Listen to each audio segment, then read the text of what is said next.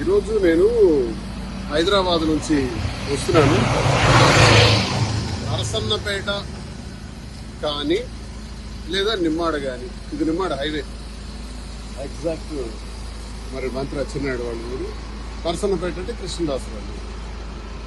మరి కృష్ణదాసు నాకు కింజరా పప్పన్న ద్వారా కబురు పెట్టాడు.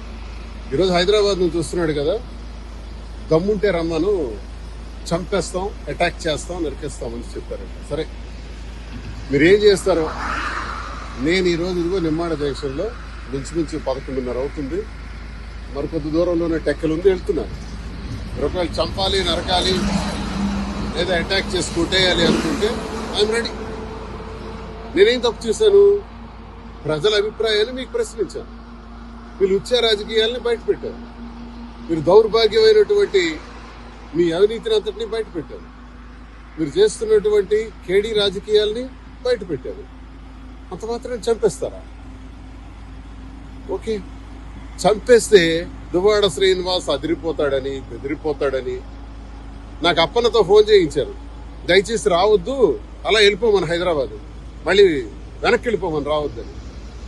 అందుకే ఆపాను, ఇక్కడ కారు ఆపాను, ఇక్కడ నిలబడ్డాను. ఎంతసేపు అయినా ఉందామని అనుకుంటున్నాను. 1 or 2 hours వెయిట్ చేస్తారు ఇక్కడే. వాళ్ళ కూడా కబురు రండి. మరి పోలీసు వారి దృష్టిలో కూడా ఈ విషయం నేను పెట్టాలి. నేను ఎస్పీ గారిని కూడా కలుస్తాను, అందరి దృష్టిలో పెడతాను, పత్రికాముఖం కూడా విషయం తెలియజేస్తాను. జరుగుతున్నటువంటి అన్యాయం మీద మాట్లాడితే అటాక్ చేసేస్తారంట. చూద్దాం, అది కూడా. నేను ఇంకా గట్టిగా మాట్లాడతాను, ఇంకా గొంతిప్పి మాట్లాడతాను, ప్రజా సమస్యల పైన పోరాడతాను.